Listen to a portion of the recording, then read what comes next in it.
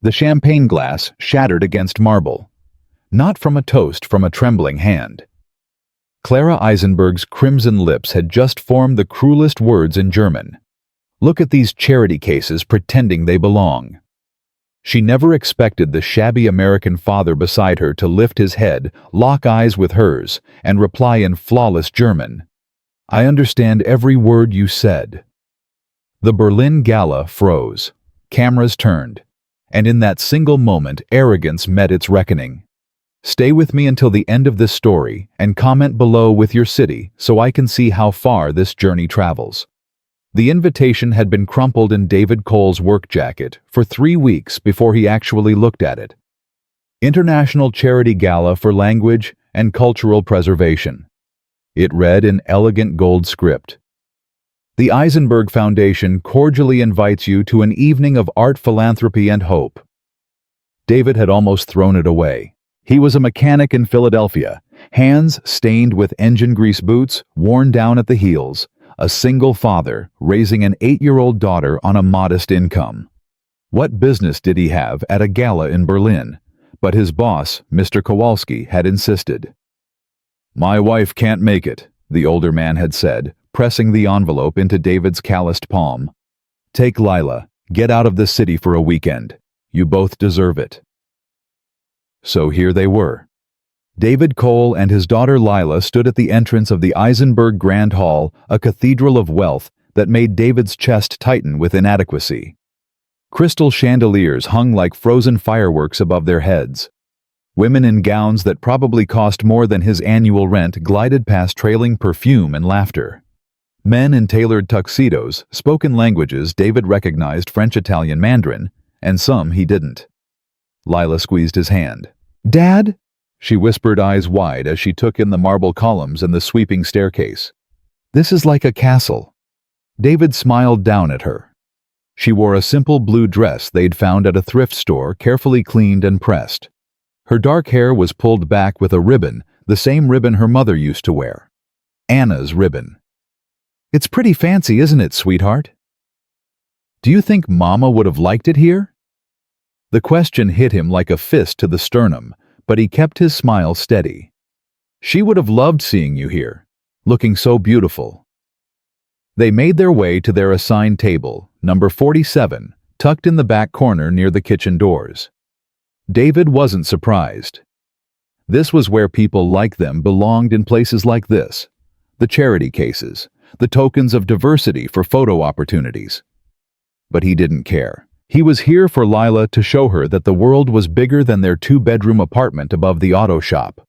Bigger than the grief that still sometimes woke her up crying in the middle of the night. The table was already partially filled. An elderly couple from Denmark speaking quietly to each other. A young couple from somewhere in Asia, dressed impeccably and barely looking up from their phones. And then, oh, wonderful. The voice was pure silk wrapped around steel. David looked up. A young woman stood beside the empty chair next to his, and she was stunning. Mid-20s maybe. Porcelain skin, platinum blonde hair, swept up in an elaborate style that probably required professional assistance, and a red silk gown that hugged her figure like it had been painted on. Diamonds glittered at her throat, and wrists, real ones David could tell, even with his inexperienced eye. But it was her expression that caught his attention. The way her perfectly made-up eyes swept over him and Lila with barely concealed disdain. The slight curl of her lip as she took in his off-the-rack suit, the one he'd worn to Anna's funeral and hadn't touched since.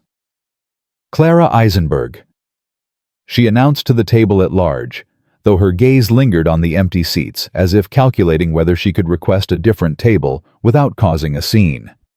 The elderly Danish couple perked up immediately. "Eisenberg, as in the foundation, yes." Clara settled into her chair with practiced grace, arranging her gown. "My family." David saw the shift immediately. The Danish couple suddenly sat straighter, smiling wider. The young Asian couple looked up from their phones, interest sparking in their eyes. Even the waitstaff seemed to move with more purpose around their table. "Clara Eisenberg." The heiress herself. Lila, bless her innocent heart, leaned forward with genuine excitement. "That's such a pretty necklace." Clara's gaze dropped to the child, and for a moment, something almost warm flickered in her expression. "Thank you, little one." "What does it say?" "The writing on it." Clara's fingers moved to the pendant at her throat, an ornate piece with what looked like German script engraved on it. It's a quote. From Goethe. "Wo wir Licht ist starker Schatten." "What does it mean?" Lila asked, fascination clear in her voice. "Where there is much light, there are strong shadows." Clara translated, then added with a smile that didn't quite reach her eyes. "It's quite profound. You probably wouldn't understand." David felt his jaw tighten, but he said nothing. He was used to this, the casual dismissal, the assumption that he and his daughter were uncultured, unsophisticated. Just another working-class American who probably thought culture began and ended with baseball and hamburgers. The evening progressed with painful politeness. Dinner was served course after course of food David couldn't quite identify, but that tasted expensive. Speeches were made. The Eisenberg patriarch, Clara's father, took the stage and spoke about the importance of preserving language and culture in an increasingly homogenized world. Language, he intoned his voice carrying through the hall, is the soul of a people. When we lose a language, we lose a way of seeing the world. That's why this foundation exists, to build bridges to preserve what makes us unique while celebrating what makes us universal. The applause was thunderous. David found himself clapping too, thinking of Anna, of her passion for teaching, for connecting people through words. Back at the table, Clara was holding court. She'd had several glasses of champagne, and her tongue had loosened. She was speaking to the Danish couple in what sounded like fluent Danish, then switching to rapid Italian, with the other couple laughing at some private joke. Then she turned to the person on her other side, a middle-aged German businessman, and the conversation shifted to German. David's spine straightened. He hadn't heard German spoken so casually, so carelessly since Anna died. 3 years, 2 months and 16 days ago. Not that he was counting.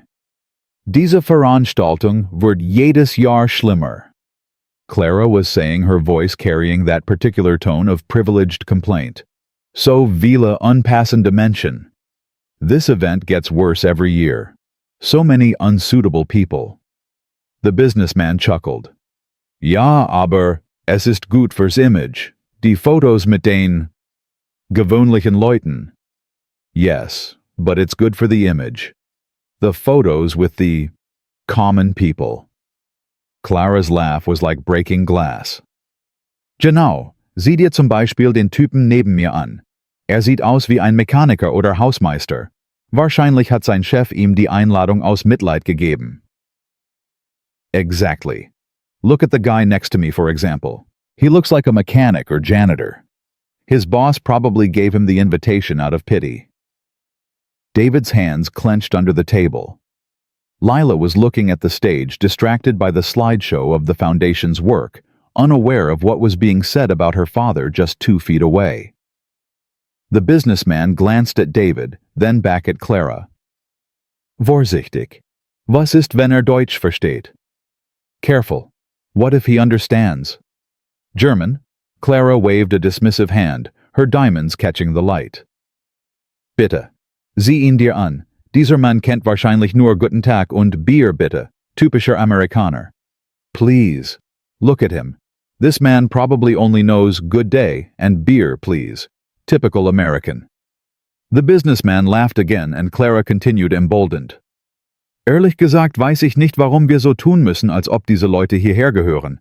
Sie verstehen nicht einmal die Bedeutung dessen, wofür wir sammeln. Sprache Kultur. Für die bedeutet Kultur wahrscheinlich Fast Food und Reality TV. Honestly, I don't know why we have to pretend like these people belong here. They don't even understand the meaning of what we're fundraising for. Language culture. For them, culture probably means fast food and reality TV. Something in David broke. Not violently, not dramatically. but quietly in the way a bridge cable snaps after too much weight, too much pressure, too much time. He thought of Anna, of the leather notebook in his jacket pocket, worn soft from 3 years of carrying it everywhere. Of the nights after she died when Lila was finally asleep, and he would sit at their kitchen table, teaching himself German from Anna's notes, because he couldn't bear to let that part of her go. Because he'd promised her in those final days in the hospital that he would make sure Lila knew her mother's language, her mother's culture. He thought of the thousands of hours, the early mornings before work conjugating verbs, the lunch breaks spent listening to German podcasts, the online tutors he'd paid for with money he didn't have, all of it so he could keep Anna alive in some small way, so he could teach Lila her mother's mother tongue. And this woman, this privileged, cruel woman, was sitting here mocking him in that very language. Clara was still talking, her voice animated. Und hast du das Kleid seiner Tochter gesehen? Aus zweiter Hand, würde ich wetten. Als ob man sein Kind zu so einer Veranstaltung in Second-Hand-Kleidung mitbringen würde. And did you see his daughter's dress second-hand, I'd bet? As if you'd bring your child to such an event in second-hand clothing. Ich verstehe jedes Wort, das Sie gesagt haben. I understand every word you said. David's voice was quiet, calm, almost gentle. He didn't raise it, didn't need to. The effect was instantaneous. Clara's head snapped toward him, eyes wide. The businessman's smile froze. At the other end of the table, the Danish couple stopped mid-conversation. Even Lila turned to look at her father, confused by the sudden tension. The silence stretched. Somewhere in the hall, a string quartet was playing, but at their table the world had stopped. Clara's mouth opened, closed, opened again. You speak German. David held her gaze. In perfect accent-free German, he replied, Fließend. Meine verstorbene Frau war Deutsche, Anna Weber. Sie war Deutschlehrerin aus Berlin. Ich habe Deutsch gelernt, ihr ein Versprechen zu halten, dass unsere Tochter zweisprachig aufwachsen würde, dass sie die Sprache ihrer Mutter kennen würde. Fluently. My late wife was German. Anna Weber. She was a German teacher from Berlin. I learned German to keep a promise to her that our daughter would grow up bilingual, that she would know her mother's language. The color drained from Clara's face. But David wasn't finished. He gestured to her necklace, his voice still soft, still controlled.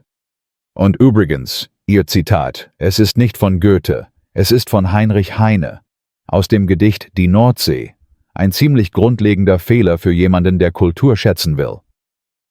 And by the way, your quote, it's not from Goethe. It's from Heinrich Heine, from the poem The North Sea. A rather basic mistake for someone who claims to value culture. Clara's hand flew to her necklace, her face now flushed crimson beneath her makeup.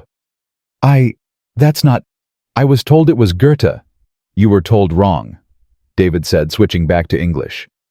His voice remained level, almost kind, which somehow made it worse. Heinrich Heine, Jewish-German poet, wrote it in the 1820s. Your necklace is beautiful, but its attribution is incorrect. The businessman had gone very still. The Danish couple was staring openly now, and Lila, sweet Lila, was looking at her father with wide eyes, not fully understanding what had just happened, but sensing that something significant had shifted. Clara seemed to be struggling to breathe. Her hand trembled slightly as she reached for her champagne glass, missed it, and knocked it over. The crystal hit the marble floor and shattered. The sound cut through the hall like a gunshot. Heads turned. Conversations paused. And suddenly their little table in the back corner was the center of attention. A waiter rushed over with a towel. Clara waved him away, her composure cracking. I didn't mean... You didn't mean for me to understand, David said quietly. I know. Dad, Lila's small voice broke through. What's happening? David put his hand over his daughter's. Nothing, sweetheart. Just a misunderstanding. But it wasn't nothing. Clara knew it. The businessman knew it. And now, as whispers began to ripple outward from their table, more and more people were starting to know it. Someone had recorded it. Of course someone had. This was 2024. Everyone had phones. A young woman at the next table had her phone out, eyes wide with the realization that she'd just captured something extraordinary. Clara stood abruptly, her chair scraping against the floor. "Excuse me?" She managed, her voice strangled. Excuse me." She fled, practically running toward the restrooms, her red gown trailing behind her like a wound. The businessman cleared his throat uncomfortably and followed suit, leaving the table in awkward silence. The Danish woman leaned forward. Did you really just—" David gave her a tired smile. "I really did." "That was incredible," she said, her eyes shining. "The way you put her in her place." "I didn't want to put anyone in their place," David said honestly. "I just wanted her to know that words matter, that the things we say about people, even in languages we think they don't understand, they matter." Lila tugged on his sleeve. "Dad, why was that lady so upset?" How did he explain this to an 8-year-old? How did he tell her that some people looked at them and saw only poverty, only unworthiness? That the world was full of people like Clara Eisenberg, people who measured human value in dollars and pedigree. "Sometimes honey people forget their manners," he said carefully. "And when they're reminded, it can be embarrassing." "Did you remind her in German, like Mama used to speak?" David's throat tightened. "Yes, sweetheart. Like Mama used to speak." Lila considered this, then nodded solemnly. "Mama would be proud of you." And there it was, the words that broke him and healed him simultaneously. "I hope so, baby. I really hope so." The evening continued, but everything had changed. Word spread quickly. The mocked American who turned out to speak fluent German, who'd corrected the Eisenberg heiress on her own literary quote, who'd done it all with quiet dignity that made the cruelty of her words stand out even more sharply. People approached their table, introduced themselves, asked David about his story.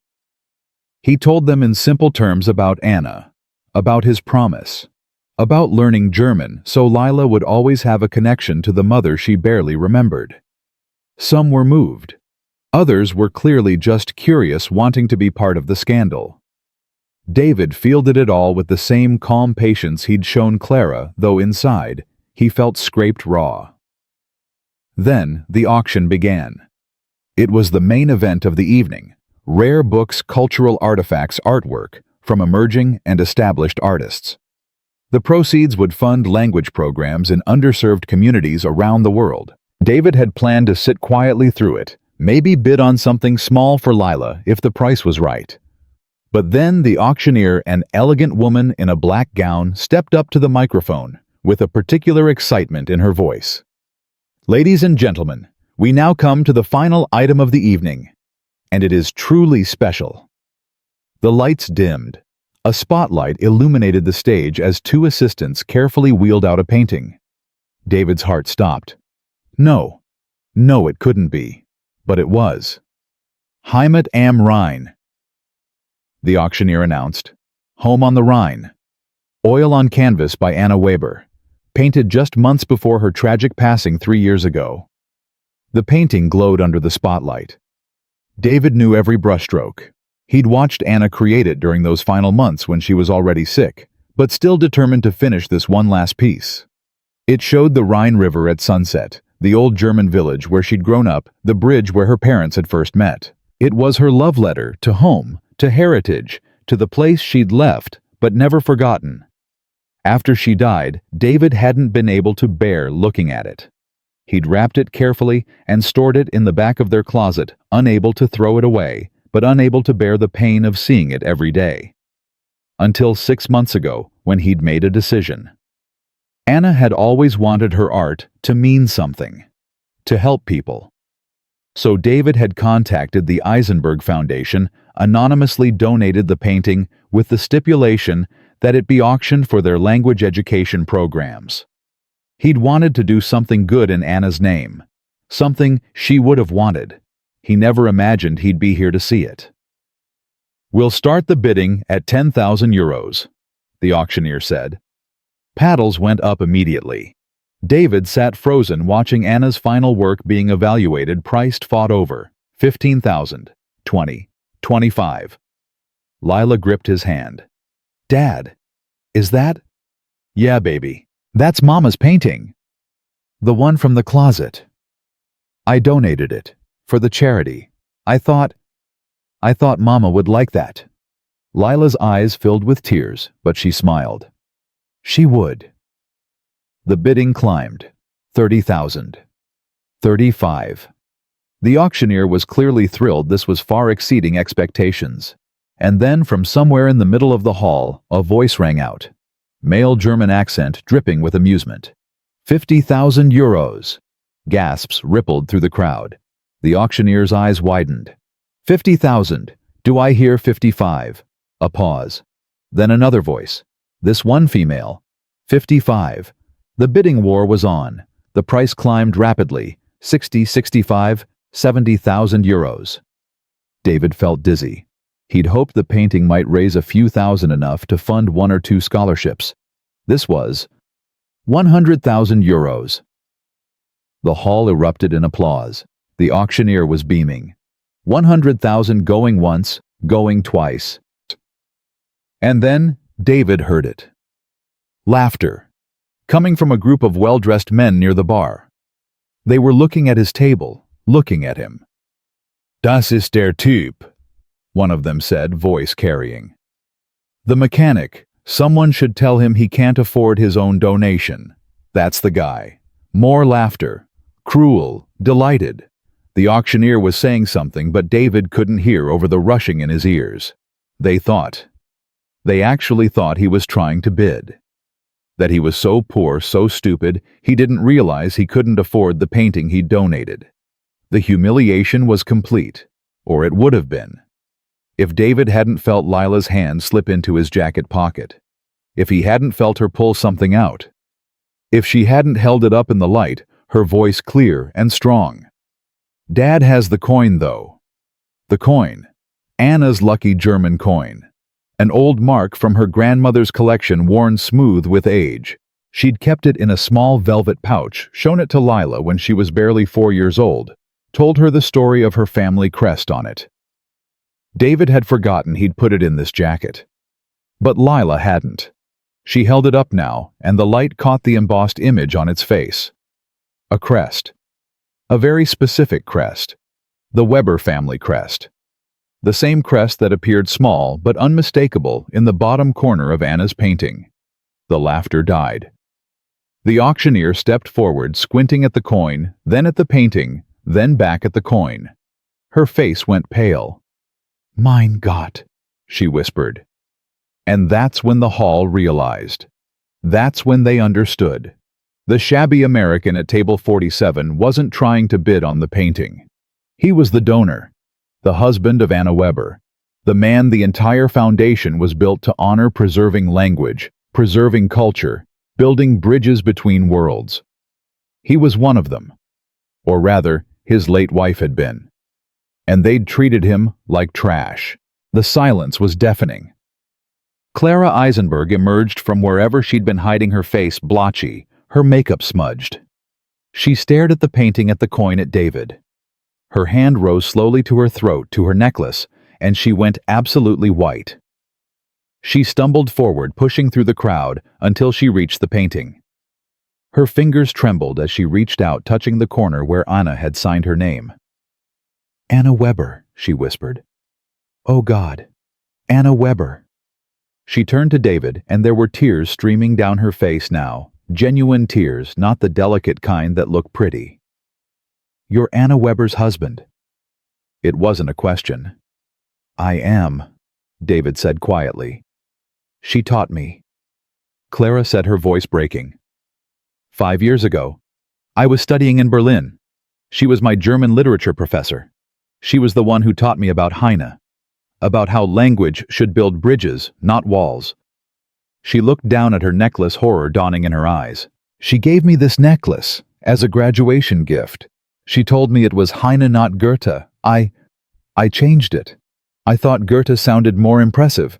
I thought... She couldn't continue. She was sobbing now, ugly and real, and the whole hall watched as privilege crashed headlong into its own cruelty. Your wife taught me that language matters, that every word we speak is a choice. And tonight, I used those words to hurt you, to hurt her husband, to mock the man who learned German to honor her memory. Clara sank down, not caring that she was kneeling on the marble floor in her expensive gown, not caring that hundreds of people were watching.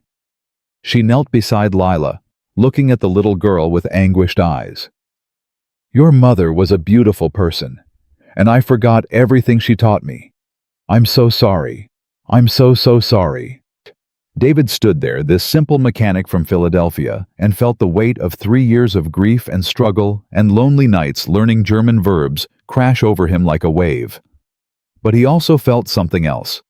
Peace. Because Anna's words had mattered. Her life had mattered. And even in death, she was still teaching, still building bridges. He reached down and helped Clara to her feet. She used to say, David said softly in German so perfect it hurt, that the most important thing we can do is try. And when we fail, we try again. She would tell you you failed tonight. Now try again. Clara nodded, tears still flowing. I will, I promise. The auctioneer had recovered enough to speak. Ladies and gentlemen, in light of this revelation, I think we should, that is, sell the painting, David said. That's why I donated it, for the scholarships, for kids who want to learn languages, who want to build bridges. The final bid was 120,000 euros, enough to fund language programs for years, enough to change lives. As the evening wound down, as people came to shake David's hand and offer condolences and admiration, as Lila held tight to her mother's coin, David pulled out Anna's notebook one more time. There, in her handwriting on the page, he'd read 1,000 times. Language is love made visible. When we speak in someone's tongue, we say, I see you, I value you, you matter. He looked at Lila, at Clara Eisenberg, still crying at their table at the painting of Anna's beloved Rhine glowing on the stage. And he whispered in German to his late wife, I kept my promise, Anna. She'll know your language. She'll know your heart. Somewhere he liked to think Anna was smiling. The night had started with humiliation. It ended with something far more powerful. Truth.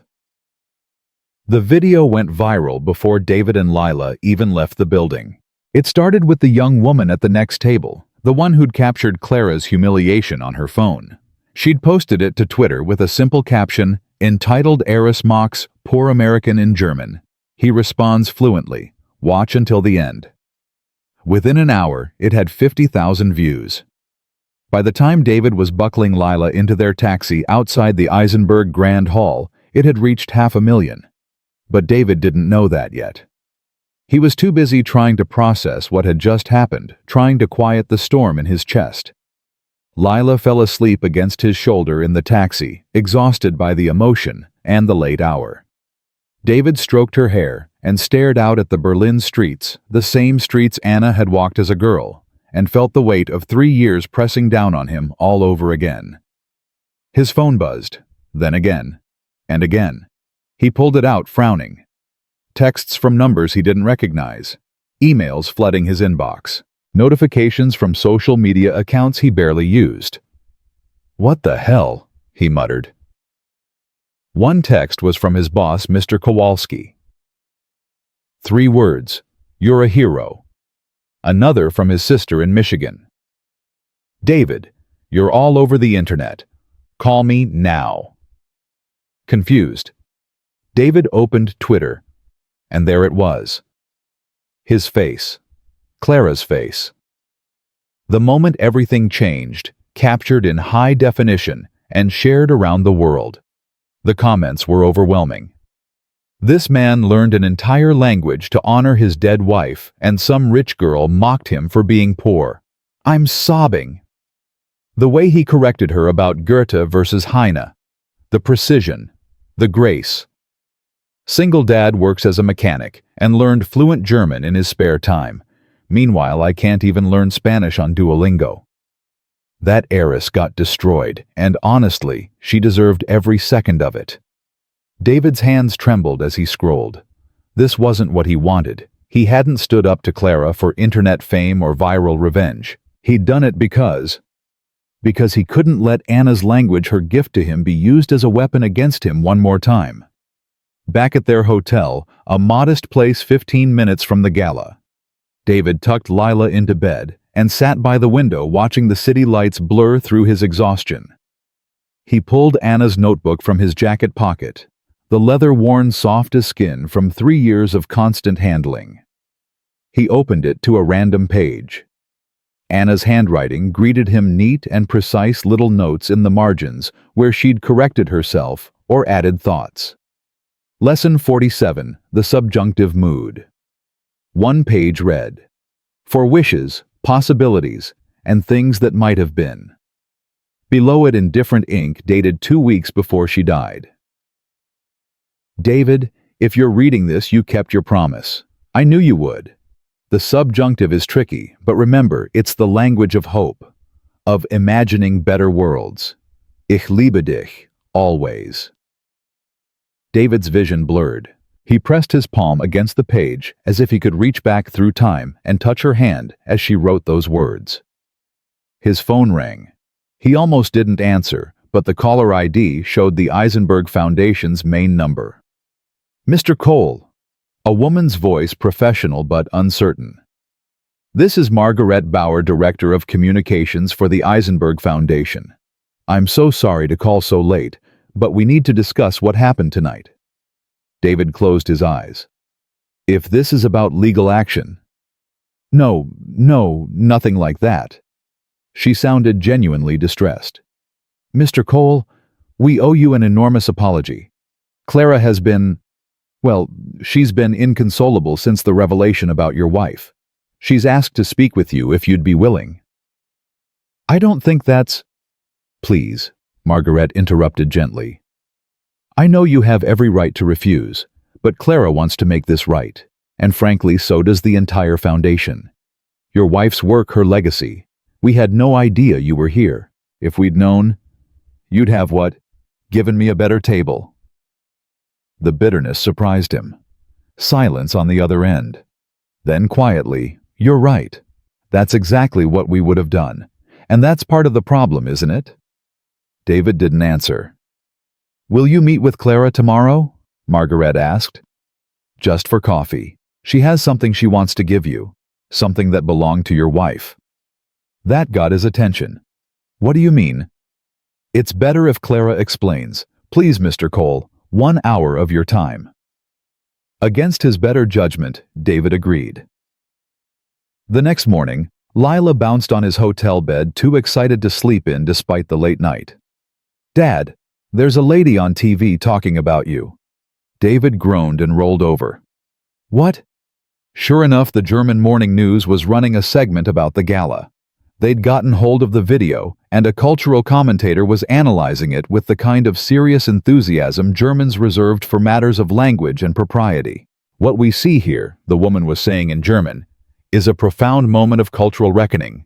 This American man, David Cole, learned German, not for business or status, but out of love, to preserve his daughter's heritage, and he was mocked for appearing poor, for not fitting the aesthetic of wealth. It reveals much about how we value people based on appearance rather than substance." Lila looked at her father, eyes wide. "Dad, you're famous." "I really don't want to be, sweetheart." But want it or not, the story had taken on a life of its own. By mid-morning, when David and Lila walked to the cafe where he'd agreed to meet Clara, a photographer recognized him and took his picture. Someone else asked for a selfie. David politely declined both, but it rattled him. Clara was already waiting when they arrived, seated in the back corner of a quiet cafe near the river. She looked different in daylight, without the armor of her gown and makeup. Younger. More fragile. She wore simple jeans and a sweater. Her blonde hair pulled back in a ponytail. And when she saw David and Lila approach, she stood so quickly she nearly knocked over her coffee. "Mr. Cole, thank you for coming." David nodded, not quite ready to speak yet. He helped Lila into a chair and sat down across from Clara, studying her. She looked like she'd been crying for hours. Her eyes were red-rimmed, her face pale without its evening makeup. In her hands, she clutched a small wooden box. "I don't know how to start," Clara said, her voice barely above a whisper. "I rehearsed this all night, but now, nothing sounds adequate." "You could start with why you said those things," David said quietly. "Why you looked at my daughter and me and decided we were worth mocking." Clara flinched, but she didn't look away. "Because it was easy. Because I've done it my whole life. Because in my world, people like you." She gestured helplessly. "People who don't wear the right clothes or know the right people. We're taught you don't matter. Not really. You're scenery. Props for our charity photos." She took a shaky breath. "Your wife tried to teach me better. She spent a whole semester trying to teach me that every person has value, that language is about connection, not superiority. And I learned nothing. I became exactly the kind of person she warned me against." Lila was watching Clara with the serious, evaluating expression children get when adults are being honest about uncomfortable things. "Mama used to say mean people are just scared people," Lila said suddenly. "Were you scared?" The question clearly caught Clara off guard. Her eyes filled with fresh tears. "Yes," she admitted. "I'm scared all the time. Scared of not being enough.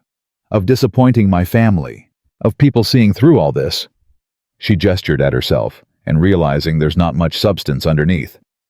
"So I tear other people down to feel bigger. It's ugly and cruel, and I hate it, but I keep doing it." "That's very honest," David said, and he meant it. Clara opened the wooden box with trembling fingers. Inside, nestled in velvet, was a small silver pendant. She lifted it out, and David's breath caught. It was Anna's. He'd recognize it anywhere, a delicate thing shaped like an open book, with tiny writing engraved on its pages. Anna had worn it every day of her adult life, until the hospital made her take it off. "How do you have that?" His voice came out rough. "She gave it to me," Clara said. "At my graduation. I was struggling with my thesis, about to give up. She met me for coffee and talked me through it. Before she left, she took this off and put it around my neck. She said, 'Language is an open book. Every conversation is a new page. Never stop reading people, Clara.'" Tears spilled down her cheeks. "She gave me her necklace, the one she wore every day. And I wore it for about a month before I decided it wasn't fancy enough for my new life. I put it in a drawer and forgot about it until last night when I went home and tore my apartment apart looking for it." She held it out to David. "It belongs with you, with Lila, with people who understood what Anna was trying to say." David took it carefully, and the weight of it in his palm brought Anna back so vividly he could almost smell her perfume, hear her laugh. The book pendant had a tiny clasp, and when he opened it, he found what he'd forgotten was there: 2 miniature photographs, one on each side. On the left, a baby Lila. On the right, David and Anna on their wedding day. "She kept us close to her heart," he whispered. "Always," Clara said. "She talked about you both all the time. How proud she was of you, Mr. Cole. How you worked so hard to provide for your family. How you supported her teaching even when money was tight. She said you were the best man she'd ever known." David had to look away. Lila climbed into his lap and wrapped her arms around his neck. "I want to do something," Clara said. "To honor her properly. To make amends for how I treated you both." She pulled out a folder from her bag. "The Foundation is establishing the Anna Weber Memorial Scholarship. Full funding for refugee and immigrant children who want to learn new languages. I'm personally endowing it with €2 million to start." David's head snapped up. "2 million? It's not enough," Clara said quickly. "Nothing I do will be enough to make up for last night, or for forgetting what your wife taught me. But it's a start. And I want you and Lila to be part of deciding how it's administered. Who receives it, how it's used. This isn't charity from me to you. This is me trying to be the student Anna deserved." For a long moment, David couldn't speak. He looked at this young woman who'd been so cruel 12 hours ago, who was now offering millions to honor his dead wife, and he saw what Anna must have seen 5 years ago: potential. Someone who could change if given the right push. Anna would like that, he said finally. She always believed people could be better than they were. Clara nodded, wiping at her eyes. There's something else. The video from last night, it's everywhere. People are calling you a hero, calling me every name imaginable. Some of it I deserve. But the Foundation's board wants to invite you to speak. About Anna, about language, about why this work matters. They want to feature you in our next campaign. I'm not a public speaker, David protested. I'm a mechanic. I learned German in my kitchen at 2 in the morning. I don't have... That's exactly why it matters, Clara interrupted. Because you're not a professor or a politician or someone with a platform. You're a father who loved his wife enough to learn her language, who kept a promise. That's the story people need to hear. David looked down at Lila, who nodded enthusiastically. Mama would want you to tell people about her. She would, he admitted. She always said teaching was about sharing what you love. They talked for another hour. Clara shared stories about Anna's classes, how she'd make German literature come alive, how she'd treated every student like they mattered, regardless of their background or ability. David shared his own memories. Anna singing German lullabies to baby Lila. Anna teaching him to cook her grandmother's recipes while explaining the words for each ingredient. Anna in the hospital practicing vocabulary with him up until the very end. By the time they left the cafe, something had shifted. Not forgiveness exactly, that would take time, but understanding. Clara walked them back toward their hotel, and people recognized all three of them now. Phones came out. Clara handled it with surprising grace, smiling for photos, but keeping the focus on Anna's legacy, on the scholarship, on what they were building together. That evening, David sat with Lila on their hotel bed and opened Anna's notebook again. They'd been working through it together for 3 years, David teaching Lila the way Anna had taught him, with patience, with love, with the understanding that language was about connection, not perfection. Lesson 73. Lila read aloud in careful German. Verbs of emotion. Okay, David said. Tell me one, in German. Lila thought for a moment, then said, Ich vermisse Mama. I miss Mama. Ich auch, Schatz. Ich auch. Me too, sweetheart. Me too. They practiced for an hour, Lila's accent improving, her confidence growing. She was so much like Anna, the same determination, the same joy in learning. David watched her sound out words and felt the promise he'd made settling more comfortably around his shoulders. He was doing it. Despite everything, he was keeping Anna alive in the way that mattered most. His phone buzzed with another email. This one from the Eisenberg Foundation's event coordinator. They wanted to host an exhibition, The Anna Weber Legacy, featuring her paintings, her teaching materials, stories from her students. They wanted to open it in 3 months in Berlin, and they wanted David's blessing. He stared at the email for a long time. What is it, Dad? Lila asked. They want to make a museum exhibition about Mama. Lila's eyes went huge. Like in a real museum. Like in a real museum. Would there be her paintings? And her books? I think so. We have to say yes. Lila bounced on the bed. Mama loved museums. Remember? She took me to that one with all the old stuff before she got really sick. David did remember. The Museum of Natural History in Philadelphia. Anna had been so weak she could barely walk, but she'd insisted on taking Lila on, showing her the dinosaurs and minerals and gems. The world is bigger than our problems, she'd told their 4-year-old daughter. Remember that, my love. Always look outward. You're right, David said, making the decision. We'll say yes. We'll help them tell Mama's story the right way. The next 2 days in Berlin passed in a blur. David met with the Foundation's board shy and uncomfortable in his borrowed suit, but they treated him with genuine respect. He met other students of Anna's people who'd gone on to become teachers themselves, translators, diplomats, all of them carrying forward the lessons she'd taught about language as a bridge. One woman, a Syrian refugee who'd learned German in Anna's free evening classes, broke down crying when she met David. "Your wife saved my life," she said in perfect German. "I came here with nothing, no language, no skills they recognized. She taught me for free, helped me pass my certification exams. Now I'm a translator for the refugee services. I help other people like me, because of her." These stories kept coming. Anna had touched so many lives, and David had known about some of them, but not all. Not the full scope of her impact.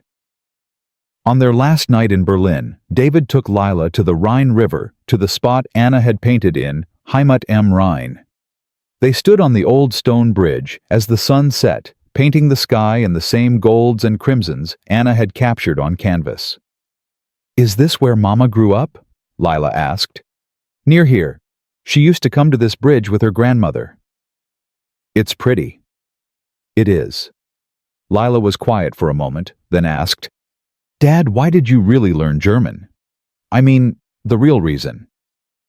David looked down at his daughter, surprised by the question. "I told you. To keep my promise, so you could know Mama's language. But you could have just sent me to classes.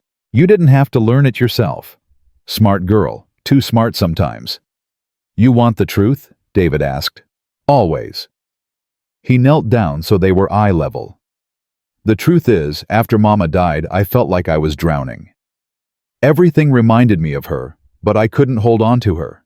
She was slipping away. And one night I found her teaching notebooks, and I heard her voice in my head saying the words. So I started reading, then practicing, then studying. And for a few hours every day when I was learning German, it felt like she was still teaching me. Like she was still here." His voice cracked. "I learned German because I wasn't ready to let her go." Lila hugged him tight. "I'm not ready either." "I know, baby. But we're not really letting her go, are we? We're taking her with us, in the words." And there it was, the wisdom of children cutting straight through to the heart of things. "Yeah," David said, hugging her back. "We're taking her with us." They flew home to Philadelphia the next day, but the story didn't end there. The video continued to spread. News outlets picked it up. David was invited to talk shows, podcasts, news programs. He declined most of them, but he accepted a few, the ones that wanted to talk about Anna, about language education, about the importance of keeping promises. And Clara kept her word. The Anna Weber Memorial Scholarship was established, funded, and opened for applications. The first recipients were announced 6 weeks later, 15 children from 12 different countries, all learning new languages to build new lives. David and Lila attended the ceremony via video call, and when each child stood to introduce themselves in their new language, David felt Anna's presence so strongly, it took his breath away. This was what she'd wanted. This ripple effect of connection, of understanding, of bridges, built word by word. Back in their small apartment above the auto shop, David continued teaching Lila. They worked through Anna's notebooks page by page, lesson by lesson. Some nights were harder than others. Some nights Lila cried because she couldn't remember what Mama's voice sounded like. Some nights David sat alone at the kitchen table, Anna's pendant around his neck, and wondered if he was doing enough. But then Lila would come to him with a German book from the library, reading fluently, and he'd know. He'd know that Anna was still teaching, still building bridges, still making the world bigger and kinder, one word at a time. The announcement came 2 months later. The Anna Weber Legacy Exhibition would open in Berlin in 4 weeks. They were invited to attend the opening gala to speak, to share Anna's story with the world. David held the invitation in his oil-stained hands and thought about how far they'd come from that night at the Eisenberg Grand Hall, when he'd been the mocked mechanic in the back corner. Now, he was being invited back. Not as charity, not as a token, as Anna Weber's husband, as the man who'd kept a promise, as someone who understood that the right words spoken with love and conviction could change everything. The flight back to Berlin felt different this time.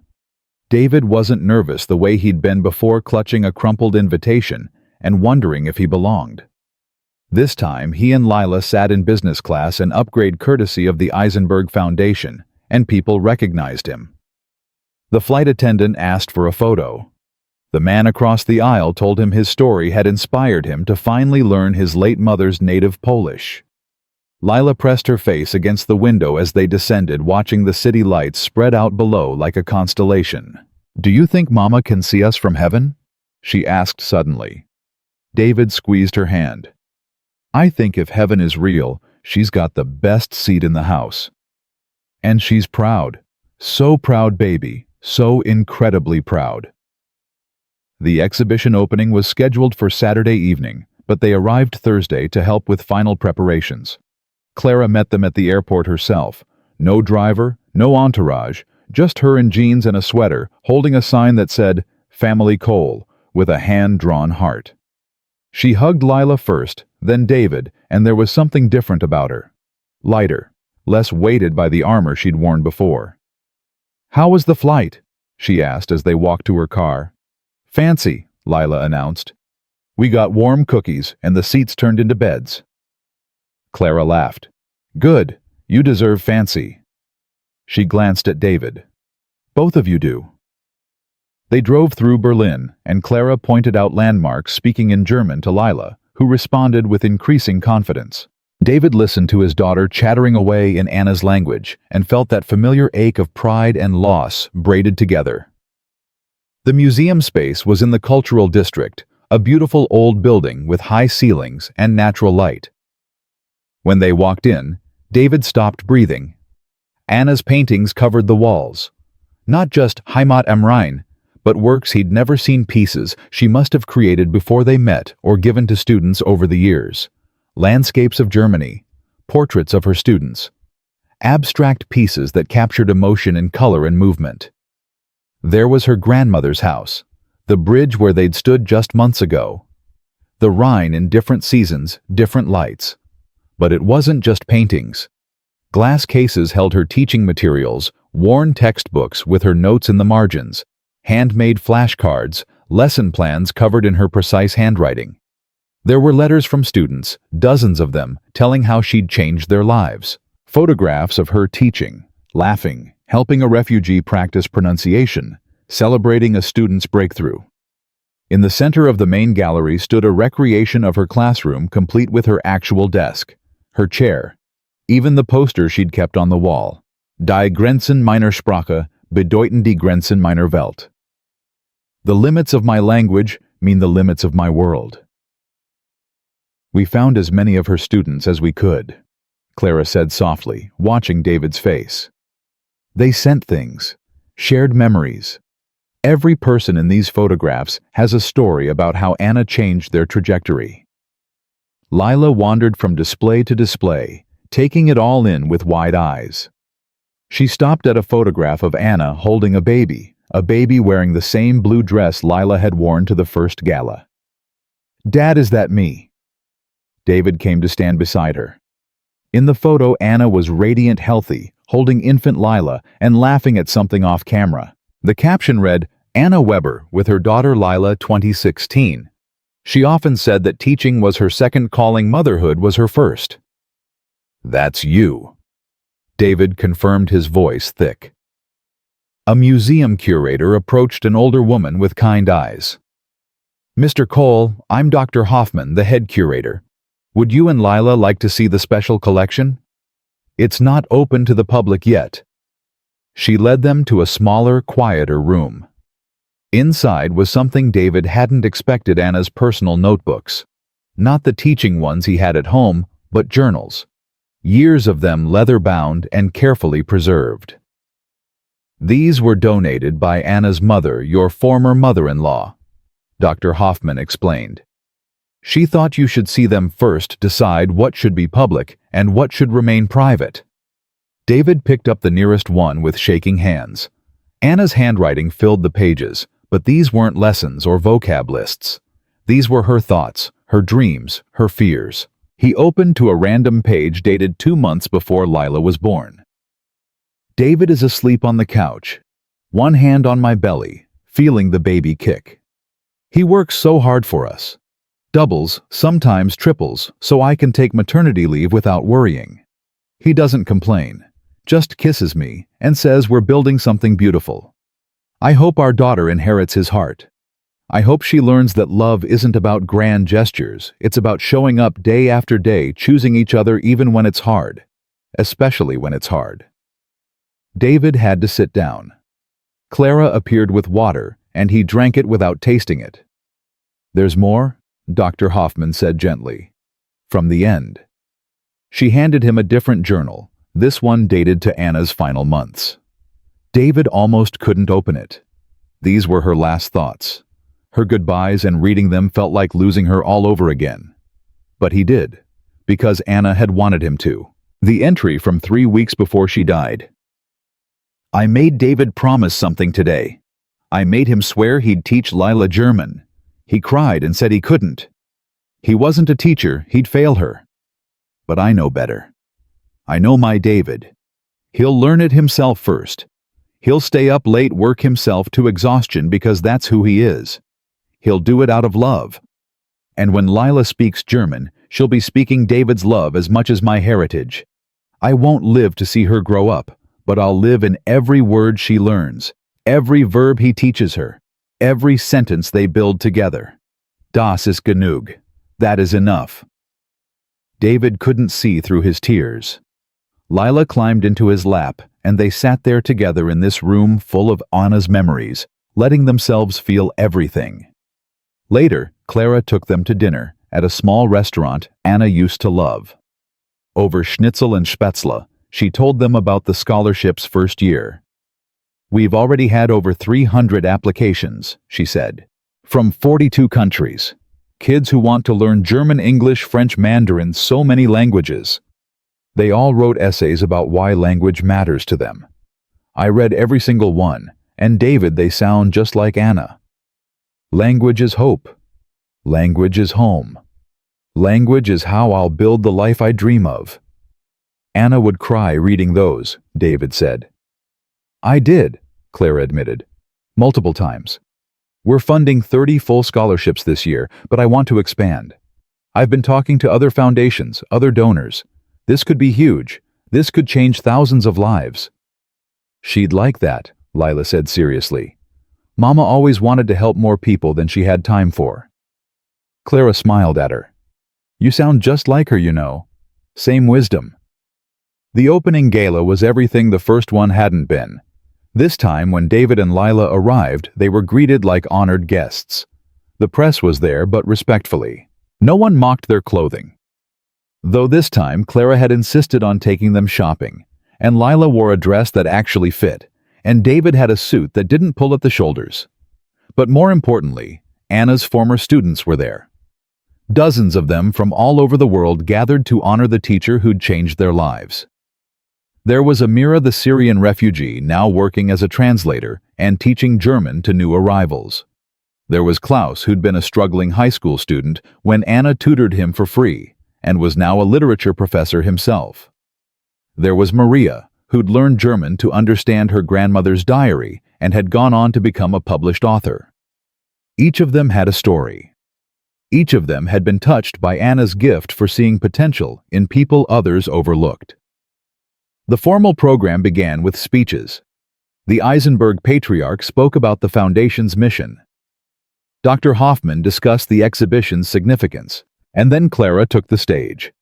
She looked different than she had at that first gala. Softer, more real. She wore a simple black dress, and Anna's necklace, the one she'd returned to David, who'd insisted she keep it.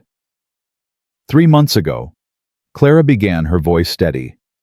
"I was a different person. Crueler, shallower, more concerned with appearing cultured than actually being cultured. And then I met David Cole and his daughter Lila, and in one night they reminded me of everything my teacher Anna Weber had tried to teach me 5 years ago." She told the story honestly, the mocking, the assumptions, the humiliation of being corrected. The room was silent, hanging on every word. Anna used to say that every conversation is a choice. Clara continued. We choose to build bridges or walls with our words. That night I chose walls, but David chose something else. Even in his anger, even when he had every right to humiliate me further, he chose to educate me. To correct my error about Heine not with cruelty, but with precision, with the same grace Anna had shown me years before. She paused, looking directly at David and Lila in the front row. This exhibition isn't just about celebrating a remarkable teacher. It's about remembering that her lessons matter. That language without empathy is just noise. That culture without kindness is just pretension. Anna taught us to see each other. Really see each other. Not as rich or poor, educated or simple, worthy or unworthy, but as human beings with stories worth hearing. The applause was thunderous. Clara stepped down, and then it was David's turn. He'd prepared remarks, had them written on note cards in his pocket. But when he reached the podium and looked out at all these people, Anna's students, her colleagues, strangers who'd been moved by her story, the cards seemed inadequate. So he spoke from his heart instead. I'm not a teacher, he began. I'm not a scholar. I'm a mechanic from Philadelphia who fell in love with a German teacher and got lucky enough that she loved me back. Anna was brilliant and kind and patient with everyone except herself. She saw potential in people who'd given up on themselves. She made languages come alive, not through grammar drills, but through connection. Through showing us that words are how we reach across all the things that divide us. He pulled Anna's original notebook from his pocket, the one he carried everywhere. After she died, I found this. Her teaching notes. And I found a promise I'd made her to raise our daughter, knowing German, knowing her mother's heritage. I didn't think I could do it. I'm not smart like Anna was. I barely passed high school English, let alone foreign languages. But I tried. I tried because I loved her, because I loved our daughter, because the promise mattered. He opened the notebook to the last page where Anna had written her final lesson. She wrote this 3 days before she died. Lesson 101. There are only 2 sentences. First, Sprache ist Liebe, die sichtbar gemacht wurde.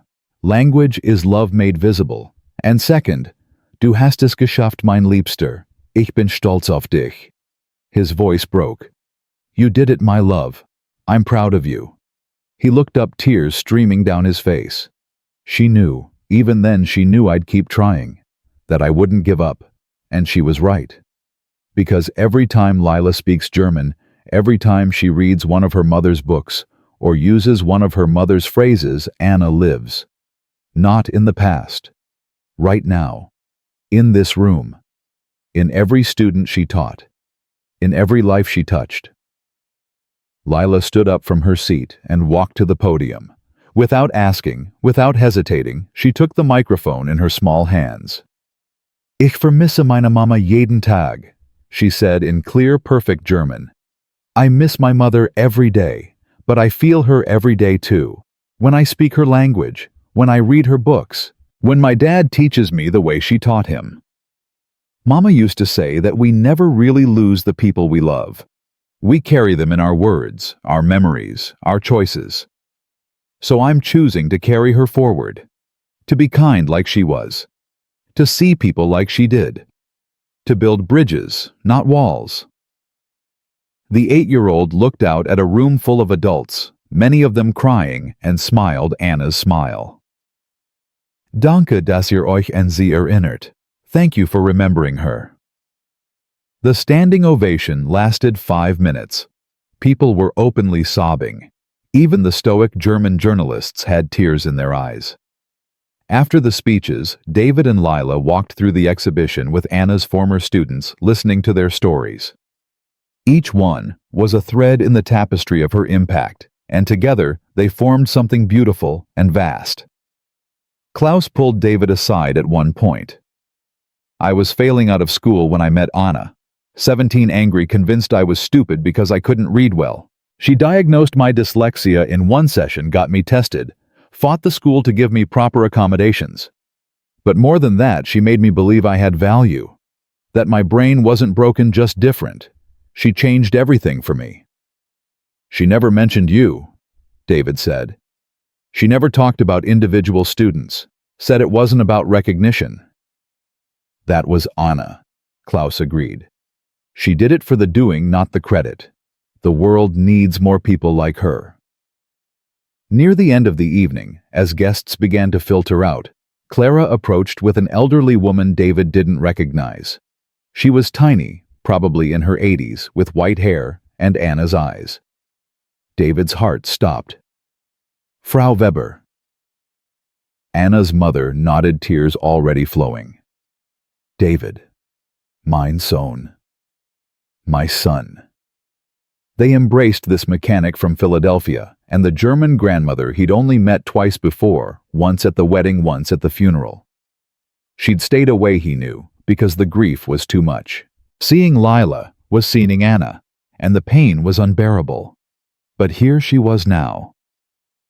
I saw what you did, she said in heavily accented English. The video. How you honored my Anna. How you keep teaching our Lila. I have no words for the pride. I'm just keeping a promise, David said. No. She cupped his face in her weathered hands. You are keeping her alive. You are being the father Anna knew you would be, the husband she chose so wisely. She turned to Lila. Calm her, Liebling. Lila went to her grandmother, and they spoke in German, halting at first, then flowing, making up for lost time, building a bridge across grief and distance and years of silence. Clara watched them with something like wonder on her face. Look at what we almost destroyed, she whispered to David. If you hadn't spoken up that night, if you'd just stayed silent and let me mock you, none of this would exist.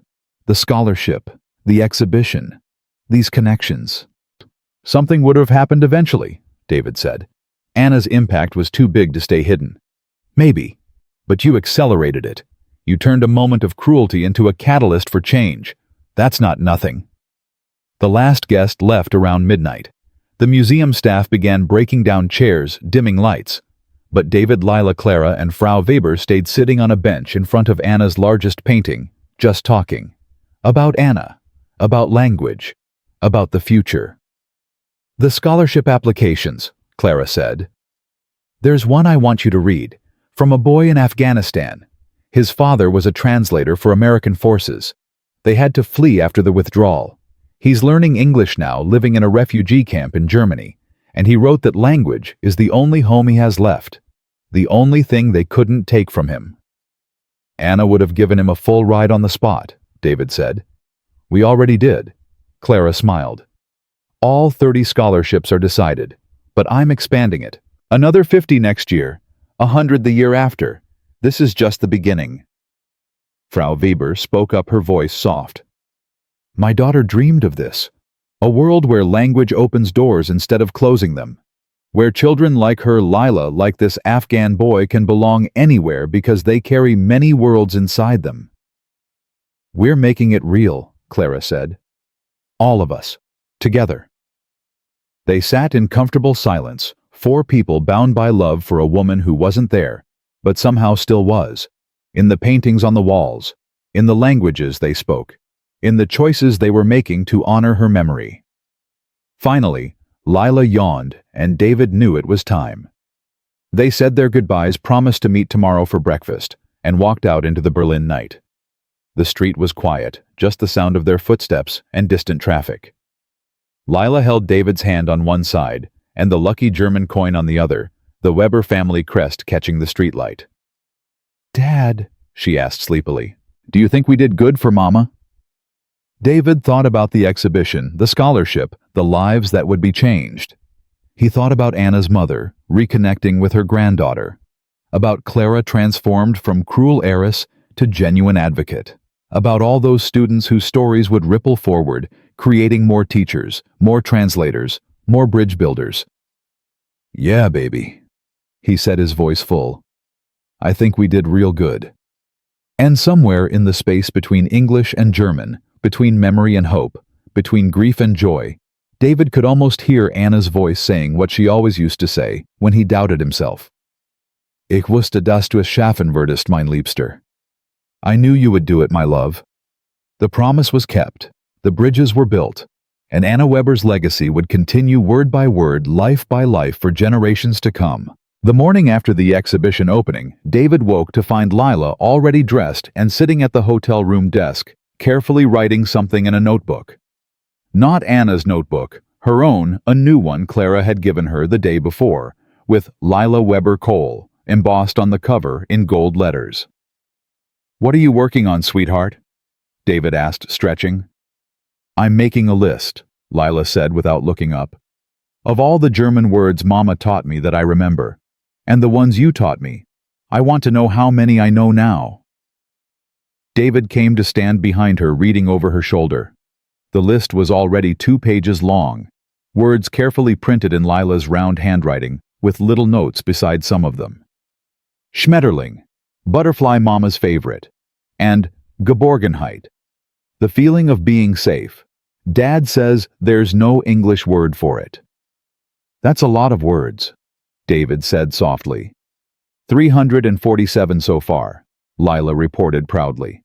"But I want to know 1,000 by my 9th birthday. That's in 4 months. Do you think I can do it?" David kissed the top of her head.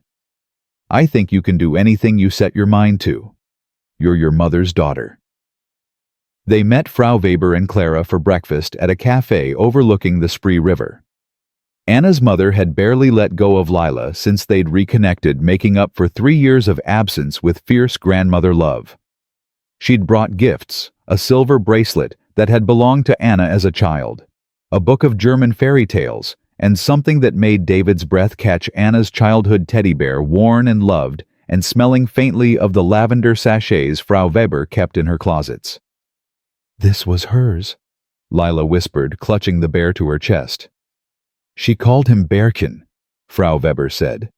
"Little bear, she took him everywhere until she was 12. Then she saved him for her own children someday." Her voice cracked.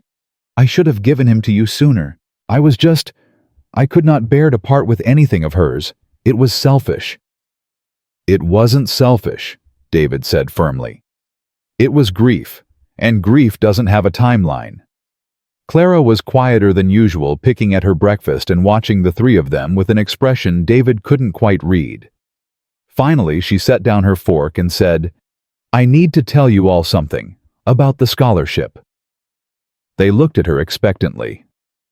"One of the applicants," Clara continued, her voice strained, "is my younger cousin, Friedrich.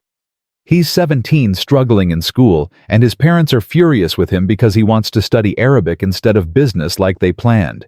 They think it's useless, a waste of his potential." She laughed bitterly. "They sound just like I did 3 months ago, just like my whole family has always been. And when I saw his application, when I read his essay about how learning Arabic would let him work in refugee services, help people who've lost everything, I realized I had to do something more than just fund scholarships." "What do you mean?" David asked. Clara pulled out her phone and showed them an email. "I'm stepping down from my position at my father's company. I'm going to run the Scholarship Foundation full-time, and I'm starting a program for families like mine. Wealthy families who don't understand why their kids want to pursue languages or humanities or anything that doesn't make money. I'm going to teach them what Anna tried to teach me, that value isn't measured in euros or dollars." Frau Weber's eyes filled with tears. "Anna would be so proud of you." "I hope so," Clara whispered. "I'm terrified I'll fail, that I'll revert back to who I was, that one scholarship or one program won't be enough." "It won't be enough," David said bluntly, and Clara flinched. "But it's a start. And starts matter. Anna used to say that every student she reached was a stone in the water creating ripples. You're creating ripples now. That's what matters." The conversation shifted to logistics, the scholarship timeline, the exhibition's tour schedule, plans for Anna's notebooks to be digitized and made available online. But David noticed Lila had grown quiet, absently braiding the teddy bear's worn fur. Later, when Clara and Frau Weber went to check on the museum, David took Lila to the playground near their hotel. She climbed to the top of the slide, but didn't go down, just sat there looking out over the city. David climbed up beside her, his large frame awkward on the child-sized equipment. "Talk to me, baby. What's going on in that head of yours?" "Do you think Mama knows?" Lila asked quietly. "About all this, the museum and the scholarships, and Clara being different now. I'd like to think so. But what if she doesn't? What if heaven isn't real and she's just gone? And we're doing all this, but she can't see it." David took a breath, choosing his words carefully. This was the question he'd been dreading and expecting in equal measure. "You want the truth?" "Always. The truth is, I don't know if there's a heaven or if Mama can see us. I hope so. I really, really hope so. But even if she can't..." He gestured to the city around them, to the museum where Anna's paintings hung to the world that had been changed by one night of standing up in her honor. "Even if she can't see this, it's still real. The kids who'll learn languages because of the scholarship are real. The students who remember her teaching are real. You knowing German and carrying her forward, that's real. So maybe heaven isn't a place up there. Maybe it's what we make here. The love that doesn't end just because someone dies." Lila considered this, then nodded slowly. "I like that better anyway. Mama always said heaven was too far away to worry about. She wanted us to make Earth better instead." "She did say that." David agreed, remembering Anna's impatience with abstract theology. Her insistence that if you wanted to see God's work, you did it yourself through kindness and action. "Then we're doing it right," Lila decided with the certainty of childhood. "We're making Earth better, for her." They spent the afternoon at the museum watching people move through the exhibition. David stood back, letting Lila guide her grandmother through the displays, explaining in German what each piece meant, sharing stories David had told her about Anna's creative process. A school group arrived, teenagers with notebooks and that specific blend of boredom and curiosity that marked mandatory field trips. Their teacher, a young woman with kind eyes, gathered them in front of Heimat am Rhein and began explaining Anna's technique, her use of light, her emotional resonance. But one student, a girl with a hijab and tired eyes, raised her hand. "Miss Fisher." "The sign says she was a language teacher, not just an artist." "Why is a language teacher in an art museum?" The teacher smiled. "Because Anna Weber understood something important. Language is an art. Every word is a brushstroke. Every conversation is a canvas."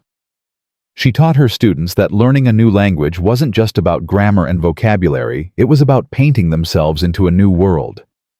The girl seemed to consider this. "I'm learning German now. It's hard. I keep thinking I should give up."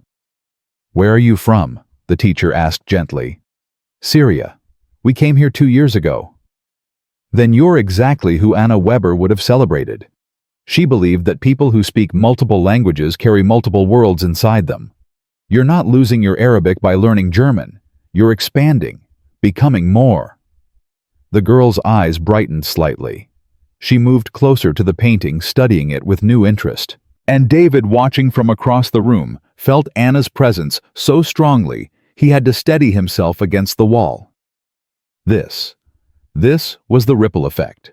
This was the promise being kept. That evening, the foundation hosted a smaller, more intimate gathering. Just the scholarship recipients, their families, and a few key donors. David had agreed to speak, but informally, just sharing memories and answering questions. The recipients ranged from 8 years old to 63. Some were refugees, some immigrants, some native Germans wanting to learn heritage languages their parents hadn't taught them.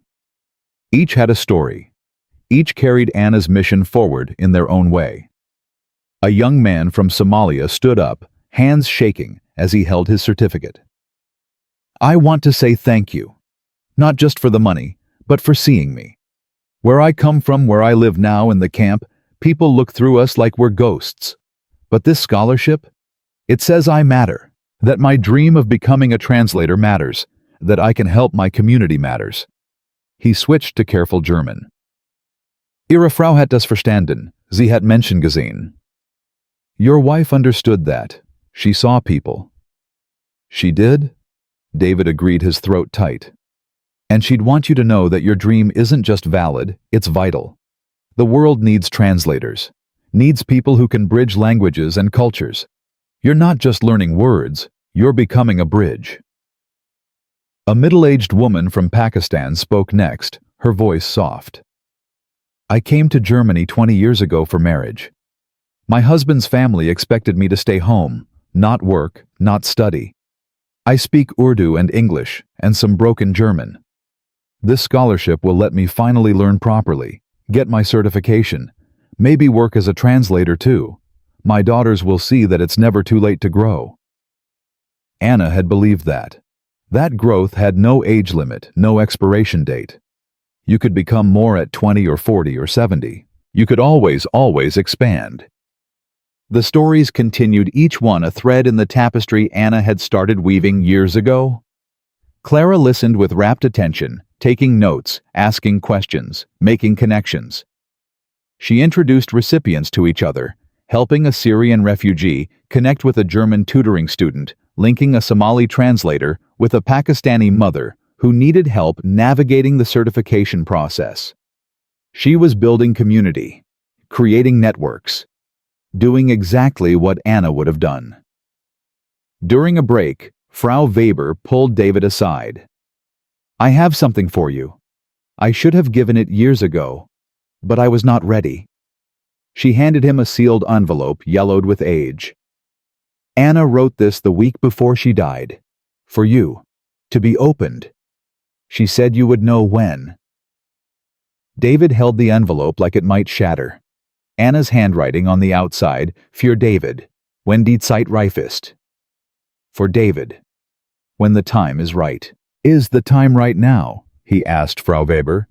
She looked around the room at the scholarship recipients, at Lila teaching a young Afghan boy how to count in German, at Clara organizing a group photo. I think yes. I think now she would want you to read it. David found a quiet corner, and with trembling hands opened the envelope. Anna's handwriting filled 2 pages, and even before he read the words, seeing her script made his heart ache. My dearest David, it began, and he could hear her voice so clearly it was like she was sitting beside him. If you're reading this, it means you've done something I always knew you would. You've kept going. You haven't just survived losing me. You've built something beautiful from the grief. I know you, my love. I know you've thrown yourself into being the father Lila needs, into keeping your promise about German, into making sure I'm not forgotten. But I need you to hear something important. It's okay to be happy again. It's okay to live fully, not just in memory of me, but for yourself. For Lila. For the future you still have ahead of you.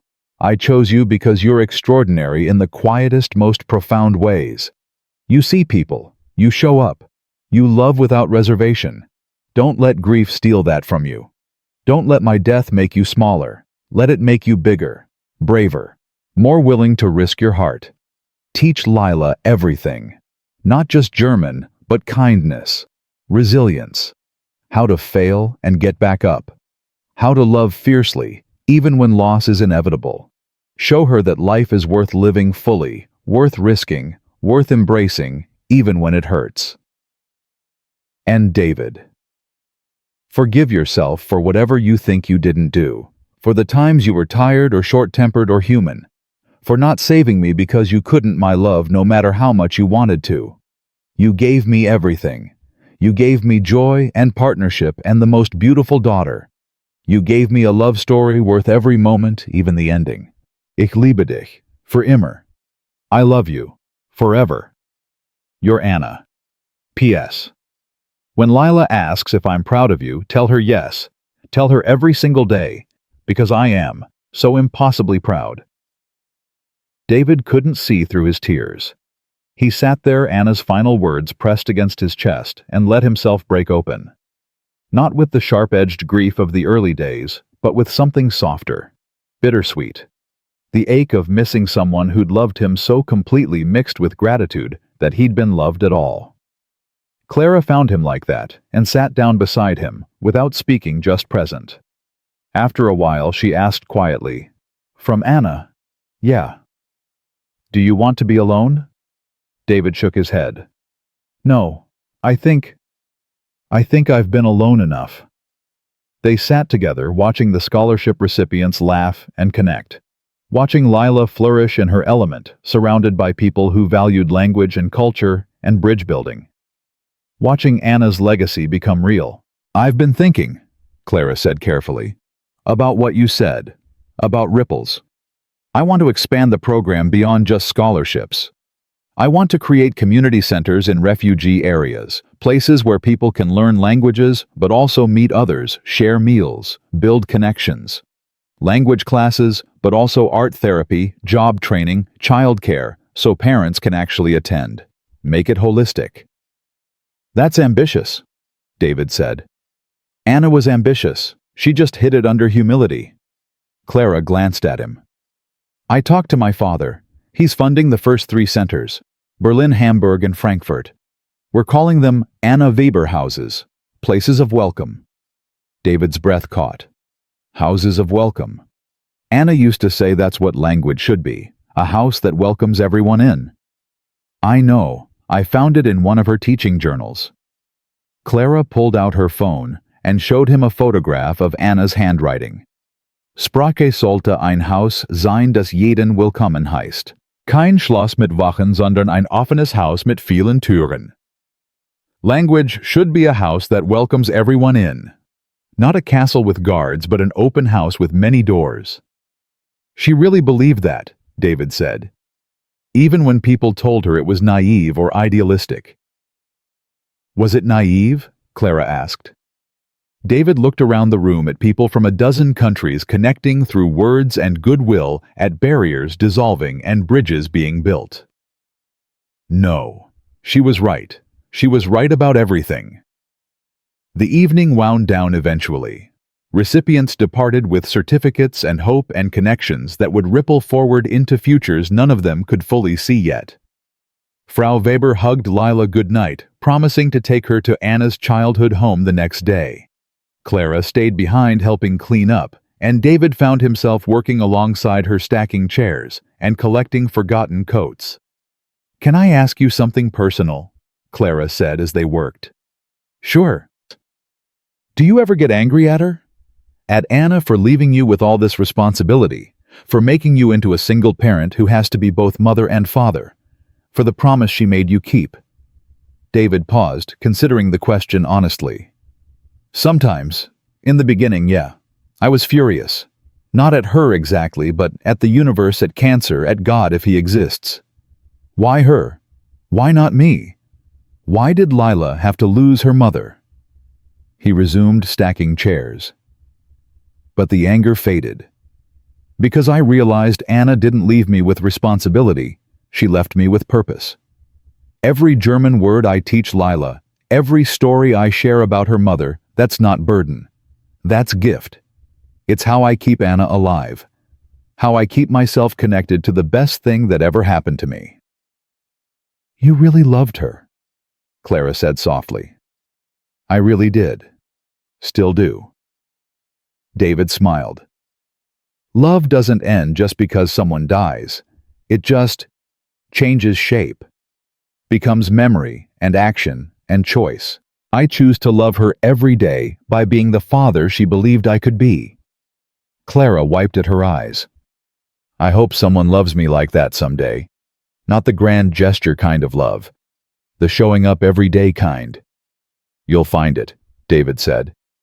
"Especially now that you're becoming the kind of person worthy of it." She looked at him startled. "That's harsh." "It's honest. 3 months ago you were cruel and shallow and everything Anna tried to teach you not to be. Now you're funding scholarship programs and opening community centers and actually seeing people as human beings. You're becoming worthy of the kind of love Anna and I had. And that's not an insult. It's the highest compliment I can give you." Clara absorbed this, then nodded slowly.